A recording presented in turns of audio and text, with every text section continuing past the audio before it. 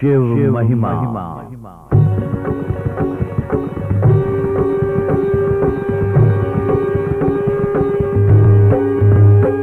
प्रस्तुत है शिव पुराण एवं अन्य पुराणों और उपनिषदों पर आधारित ये कार्यक्रम शिव महिमा। ओम जय शिव ओमकारा, प्रभु हर शिव ओमकारा। ब्रह्मा विष्णु सदा शिव, ब्रह्मा विष्णु सदा शिव, अर्धांगी धारा।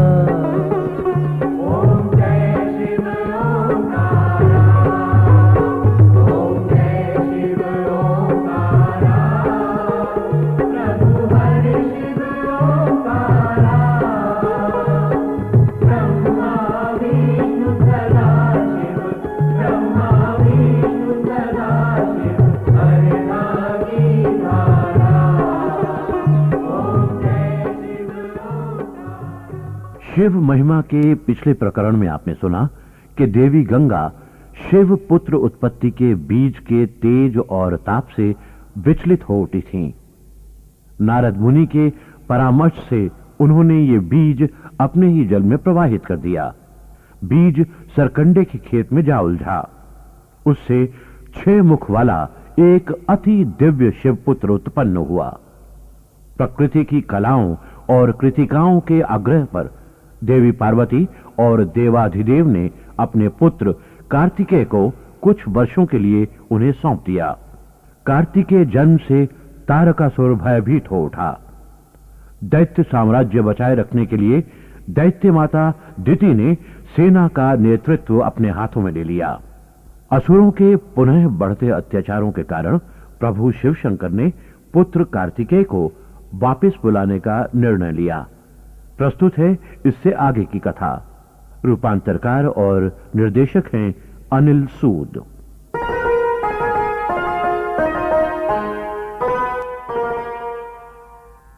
महाभाग सूत जी, देवाधिदेव के इस आकस्मिक निर्णय से कृतिकाएं तो बहुत दुखी हुई होंगी। विप्रवर शौनक जी, तीव्रता से परिवर्तित होते घटना चक्र से अनभिज्ञ कृतिकाएं तो बालक कार्तिकेय पर अपना संपूर्ण मातृत्व न्यौछावर करने में व्यस्त थीं। उन्होंने कुमार कार्तिकेय को ज्ञान, विज्ञान, दर्शन, यहां तक कि युद्ध कला सिखाकर महादेव के ही कथन की सत्यता प्रमाणित की थी। महादेव के कथन की सत्यता? आप किस कथन के विषय में कह रहे हैं सूत जी? स्मरण करें शौनक जी, जब महादेवी पार्वती ने कुमार को कृतिकाओं को सौंपे जाने पर आपत्ति प्रकट की थी, तब स्वयं महादेव ने कृतिकाओं के कौशल की सराहना की थी। महादेवी को समझाया था कि वे कुमार का उत्तम लालन पालन करने में सक्षम हैं। हे महाभाग, प्रकृति की सक्षमता पर कौन प्रश्न चिन्ह लगा सकता है? फिर क्या हुआ? मुनि नारद और नंदी के आगमन पर कृतिकाओं की क्या प्रतिक्रिया हुई?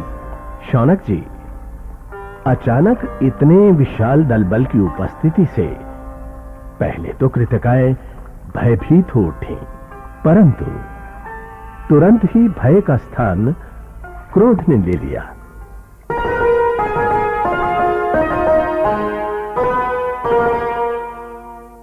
क्या देवाधिदेव को हमारे वचन पर विश्वास नहीं था जो उन्होंने बलपूर्वक कुमार को हमसे छीनने के लिए आपको भेजा है? बल? कैसा बल देवी कृतिका? आयुधों से लैस ये रथ, अस्त्रों से सुसज्जित ये सहस्त्रों शिवगण। नारायण नारायण। कृतिकाओं, लगता है आप महाप्रभु के स्वभाव से अपरिचित हैं। अकारण बल प्रयोग में उनका बिल्कुल विश्वास नहीं है, और वो भी स्त्रियों के विरुद्ध। नारायण नारायण, वो तो कदापि नहीं। तो फिर यह विशाल सैन्य बल किस लिए? देवी, ये सहस्त्रों शिवगण अपने कुमार का स्वागत करने आए हैं। शस्त्र इसलिए साथ लाए हैं कि कहीं मार्ग में असुरों से भेंट ना हो जाए। परंतु अचानक देवाधिदेव को कुमार कार्तिकेय की आवश्यकता क्यों आन पड़ी? वे यहाँ अति प्रसन्न हैं। हम जानते हैं कृतिकेय, कुमार यहाँ प्रसन्न ही नहीं, आनंद से भी हैं। यदि वो आप ही के पास रहते तो देवी पार्वती और महादेव को कोई आपत्ति नहीं होती, परंतु लोक कल्याण हेतु उनका लौटना आवश्यक हो गया है। जिस उद्देश्य की पूर्ति के लिए उनका जन्म हुआ है, देवी उसे पूरा करने का समय आ गया है। और यही शिवाज्ञा है। माताओं, पिता की आज्ञा का पालन करना पुत्र का परम कर्तव्य होता है। पुत्र कार्तिकेय, क्या पिता की आज्ञा के समक्ष माता की ममता, उसका स्नेह कोई महत्व नहीं रखती? माते, आप ही की शिक्षा है कि हर वस्तु का अपना महत्व अवश्य होता है, परंतु ये समय की मांग पर निर्भर होता है कि कब कौन सी वस्तु अधिक महत्वपूर्ण बन जाती है। इस समय लोक कल्याण के लिए पिता की आज्ञा ही सर्वोपरि है। नारायण नारायण। तितिकाओ, धन्य हैं आप। आपसे ऐसी ही शिक्षा की अपेक्षा थी। आपको तो अपने इस दत्तक पुत्र पर गर्व होना चाहिए। हम सब जानती थीं कि तुम हमारे पास महाप्रभु की धरोहर हो और उनका हम पर महा उपकार है। इस धरोहर को उनके मांगे जाने पर लौटाने के लिए हम वचनबद्ध भी हैं। जाओ पुत्र कार्तिकेय, पिता के प्रति अपना उत्तरदायित्व पूर्ण करो, किंतु हमें भी स्मरण रखना पुत्र। माते, आपने हमें पाला पोसा है और पालन करने वाली माता का स्थान जन्म देने वाली माता से भी उच्च होता है। आपका स्मरण हम हर पल करते रहेंगे। हमें आशीर्वाद दें। जिस कार्य हेतु हम जा रहे हैं उसमें हमें सफलता मिले। विजयी भव पुत्र कार्तिकेय, आयुष्मान भव। कुमार कार्तिकेय की जय, देवी कृतिकाओं की जय, शिव पुत्र की जय।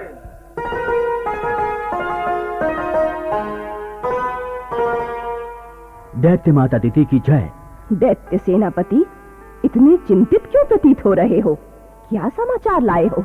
नारद और नंदी शिवपुत्र कार्तिकेय के साथ कैलाश की ओर प्रस्थान कर चुके हैं। ब्रह्मा और विष्णु समेत सभी देवता भी वहां एकत्र हो चुके हैं। तो इसमें चिंता की क्या बात है? तारकासुर को वरदान है कि वह शिव पुत्र के अतिरिक्त किसी अन्य के हाथों नहीं मारा जा सकता, और शिवपुत्र अभी बहुत छोटा है। एक छोटी सी चूंटी ही विशाल गजराज की मृत्यु का कारण बन जाती है दैत्य माता। दैत्य गुरु शुक्राचार्य, हम बहुत समय से देख रहे हैं कि दैत्यों के प्रति आपके व्यवहार में परिवर्तन आता जा रहा है। आप उनका हित सोचने के स्थान पर उनसे विमुख होते जा रहे हैं। यदि मैं अपने शिष्यों से विमुख हो गया होता तो उनकी प्राण रक्षा के उपाय ना सोच रहा होता, विशेष रूप से अपने प्रिय शिष्य तारकासुर की प्राण रक्षा का उपाय। तो क्या उपाय सोचा आपने? क्षमा, क्षमा ही एकमात्र उपाय बचा है। क्षमा? मैं आपका तात्पर्य नहीं समझी दैत्य गुरु। शिव से क्षमा मांगने पर ही तारकासुर की प्राण रक्षा संभव हो सकती है। दैत्यों के विरोधी देवता दैत्यों को ही क्यों क्षमा करेंगे? दैत्य माता, देवता कभी अपने गणों में भेदभाव नहीं रखते। सुर, असुर, मानव, चर, अचर सब उनके गण हैं। और फिर शिव की तो गोत्र ही क्षमा है। मुझे स्मरण है शिव पार्वती विवाह का वो प्रसंग जब स्वयं ब्रह्मा ने उन गोत्रहीन को गोत्र प्रदान की थी। ये क्या ब्रह्मा जी क्या कह रहे हैं? क्षमा गोत्र, ब्रह्मा जी के गोत्र, ये कैसे हो सकता है?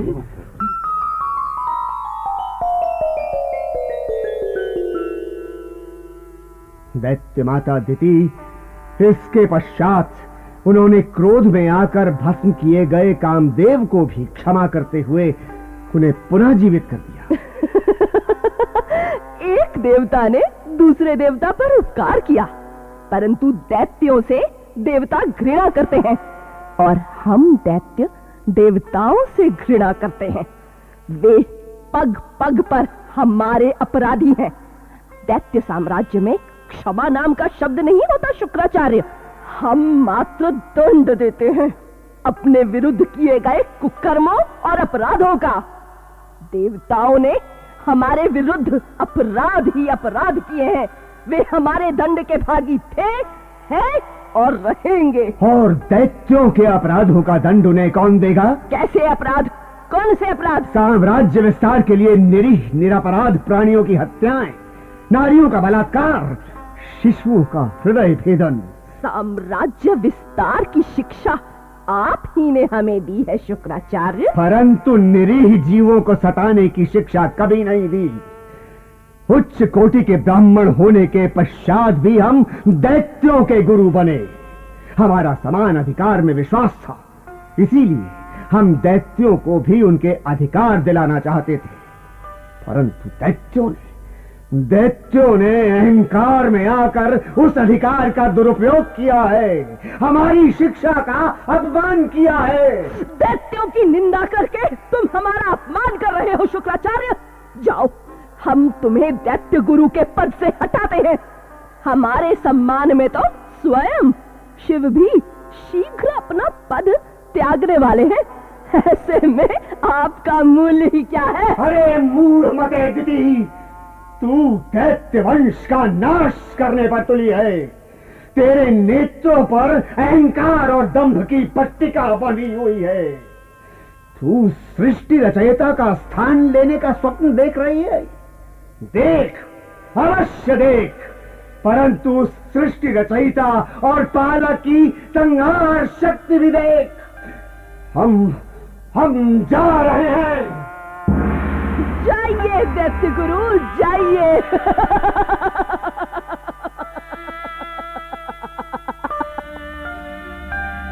तारकासुर। जी दैत्य माता।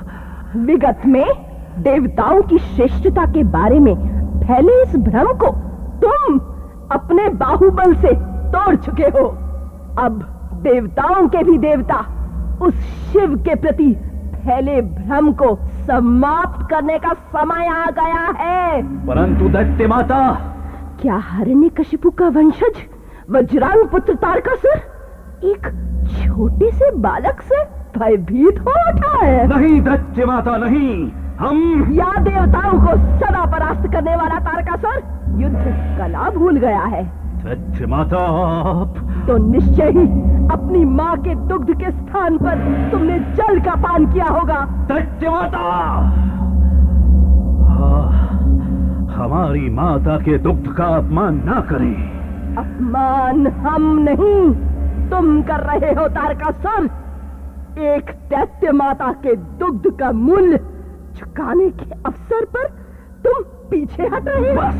बस, और कुछ ना कहिए, और कुछ ना कहिए। अपने प्राणों पर खेलकर भी ये तारकासुर अपनी मां के दुग्ध को अपमानित नहीं होने देगा। दैत्य सेनापति, आज्ञा असुरराज। समस्त दैत्य सेना को आदेश दो, वो वही सागर संगम पर एकत्र हो। कार्तिकेय को हम वही युद्ध के लिए ललकारेंगे। जैसी आज्ञा दैत्यराज।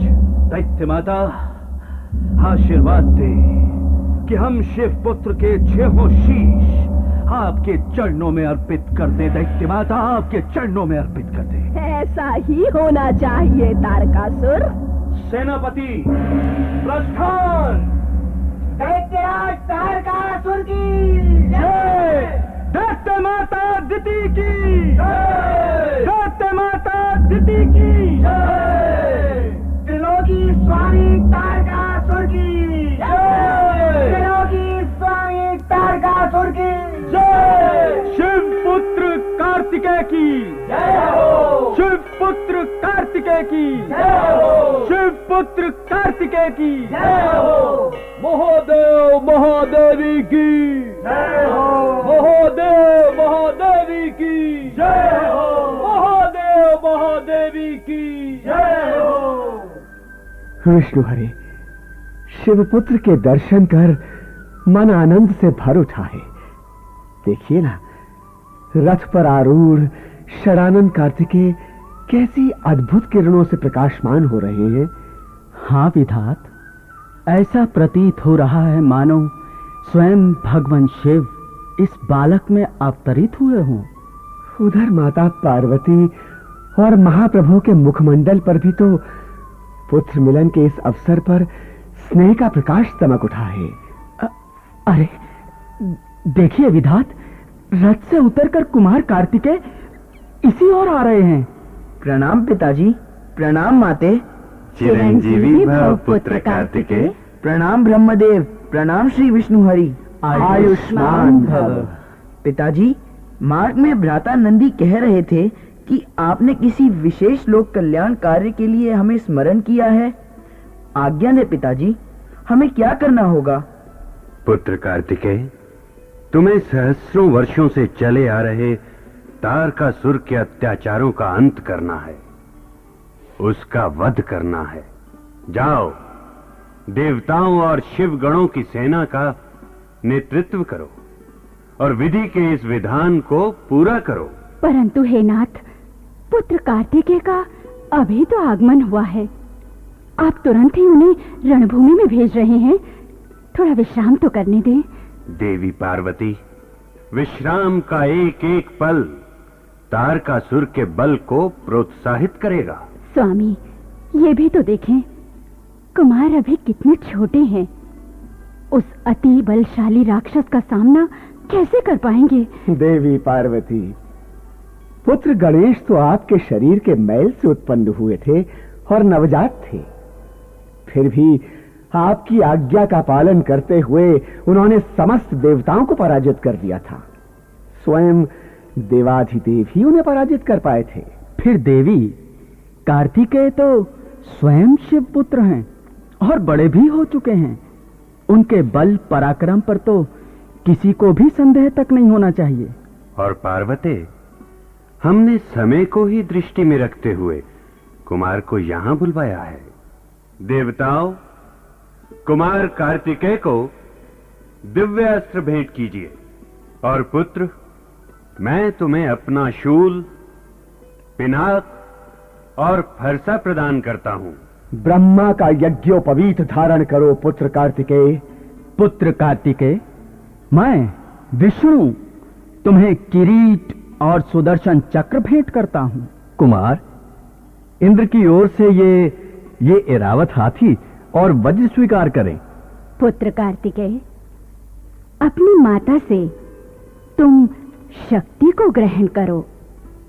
हे देवताओं, कुमार के नेतृत्व में अभीष्ट प्राप्ति की ओर अग्रसर होइए। नंदिकेश्वर, वीरभद्र, आज्ञा स्वामी। कुमार कार्तिकेय को हमने आपके संरक्षण में दिया। हम धन्य हुए देवादिदेव।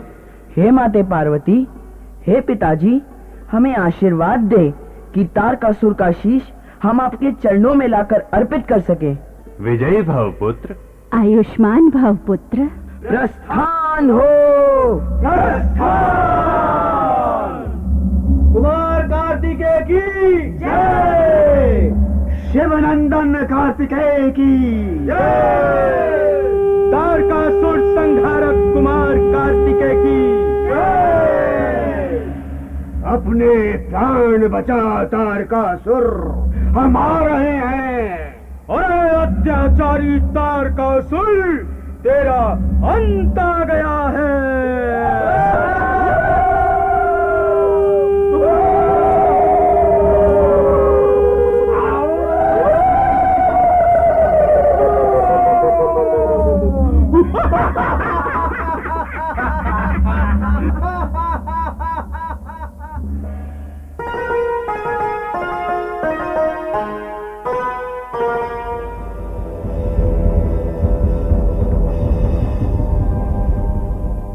दैत्यराज तारकासुर, वो देखिए उस दिव्य रथ पर बैठा 6 मुखी बालक ही कार्तिकेय है।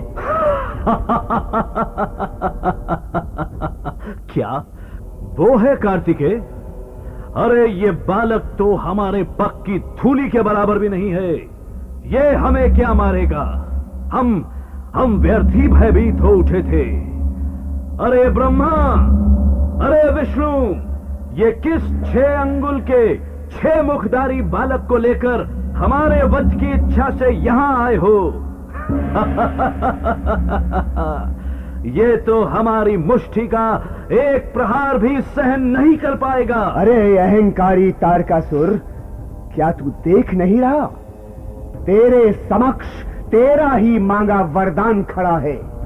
यही वह शिवपुत्र है जिसके हाथों तूने अपनी मृत्यु मांगी थी। तेरी वही हार्दिक इच्छा पूर्ण करने के लिए कुमार कार्तिकेय तेरे समक्ष है।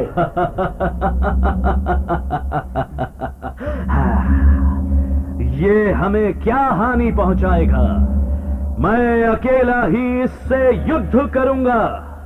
मैं ही समस्त वीरों, प्रथम गणों, लोकपालों तथा विष्णु जिनके नायक हैं, उन सभी देवों को मार डालूंगा।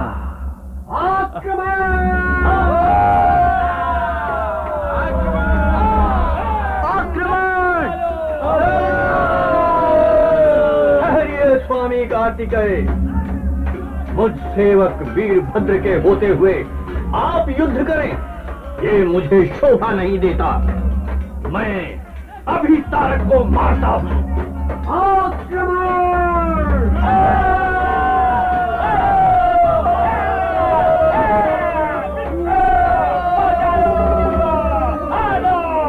श्रीहरि, वीरभद्र ने त्रिशूल से तारकासुर को धराशायी कर दिया है। परंतु ये क्या? क्षण भर मूर्छित रहने के पश्चात वो पुनः उठ खड़ा हुआ है। हाँ? हाँ? अरे ये तो रोमहर्षक युद्ध हो रहा है। हाँ, मानो बुद्ध और मंगल युद्ध कर रहे हैं। अरे, तारकासुर ने अपने सिंह देवसेना पर छोड़ दिए हैं। देवता आहत होकर इधर उधर भाग रहे हैं। हाँ? तारकासुर, मैं आया। विष्णु हरे, ये आप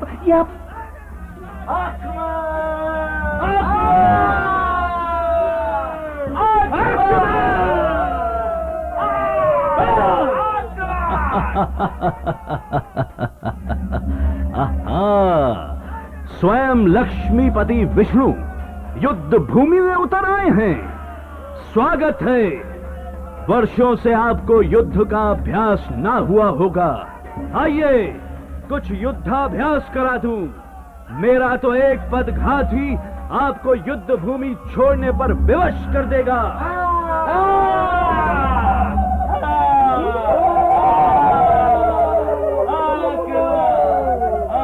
अरे, ये क्या सूर्यदेव? श्री विष्णु ने अपनी गदा उठा ली है, परंतु तारकासुर ने त्रिशिख बाण मारकर उसके दो भाग कर दिए हैं इंद्रदेव। अरे, अब भगवान ने शारंग धनुष उठा लिया है। ओह, तारकासुर ने भी भगवान पर बाणों की वर्षा कर दी है। अरे, ये क्या? श्री हरि मूर्छित होकर भूमि पर गिर पड़े हैं। परमपिता कुछ कीजिए, अन्यथा हमारी पराजय निश्चित है। हाँ। पुत्र कार्तिकेय, आज्ञा ब्रह्मदेव। मेरे वरदान के कारण तारकासुर सभी के हाथों अभेद्य है। उस पर मात्र तुम ही विजय पा सकते हो। जाओ पुत्र, तारकासुर के आतंक का अंत कर दो। आपकी आज्ञा शिरोधार्य है परमपिता।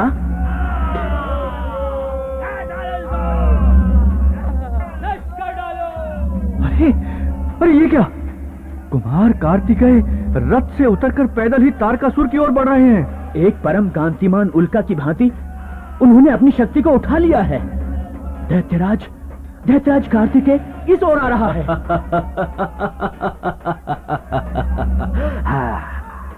अरे मूढ़ देवताओं, ये किस बालक को तुमने मुझसे युद्ध करने को प्रेरित किया है? तुम्हें लज्जा नहीं आती? स्वयं तो सहस्रों वर्षों से मुझे पराजित कर नहीं सके, अब एक निरीह बालक को अपना अस्त्र बनाया है। जा, है अबोध बालक, इन देवताओं के छल में ना अपने प्राण बचा। मैं तुझे नहीं मारूंगा, परंतु पिता की आज्ञा से मैं तुझे अवश्य मारूंगा।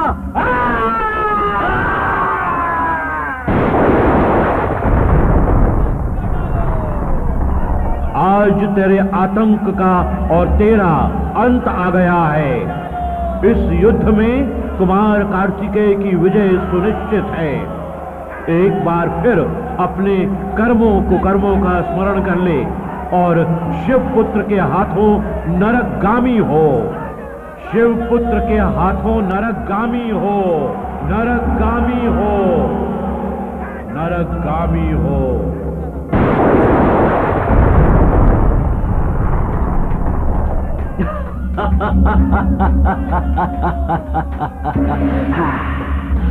स्वर्ग के स्वामी को कौन नरकगामी बना सकता है? अरे मतिभ्रष्ट बालक, ले बच, तारकासुर के प्रहार से बच। अरे दुष्ट तारकासुर, ले अपना अंत।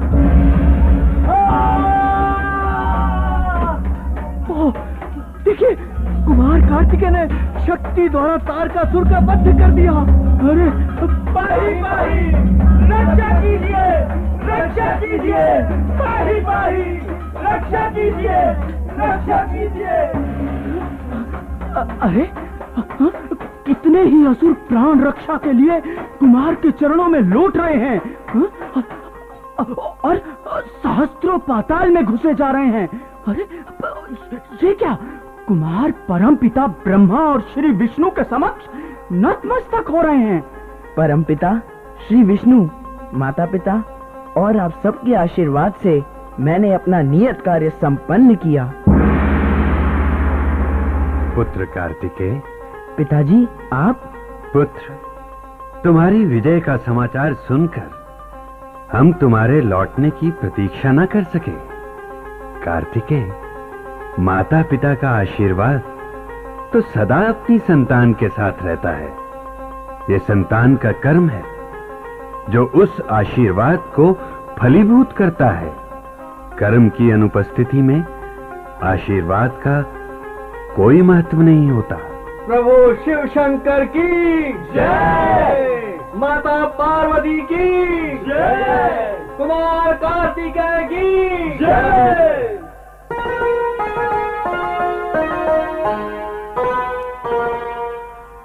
और परम ज्ञानी शौनक जी, इस प्रकार सहस्रों काल से चले आ रहे दैत्य आतंक का कुछ समय के लिए अंत हो गया। कुछ समय के लिए अंत हो गया? मैं आपका तात्पर्य नहीं समझा महाभागसूत जी। शौनक जी, अच्छे बुरे, सत्य असत्य के बीच संघर्ष तो एक चिरंतन प्रक्रिया होती है। ये तो समय समय की बात है कि कब कौन कितने काल के लिए दूसरे पर हावी हो जाता है। तो क्या तारकासुर के पश्चात और भी बलशाली राक्षस उत्पन्न हुए? हाँ, तारकासुर के पुत्र तारकाक्ष, विद्युन्माली और कमलाक्ष उत्पन्न तो हो चुके थे, परंतु उनके आतंक का आरंभ होने में अभी समय था।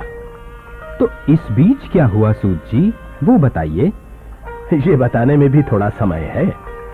इस प्रसंग को अगली भेंट में आगे बढ़ाएंगे।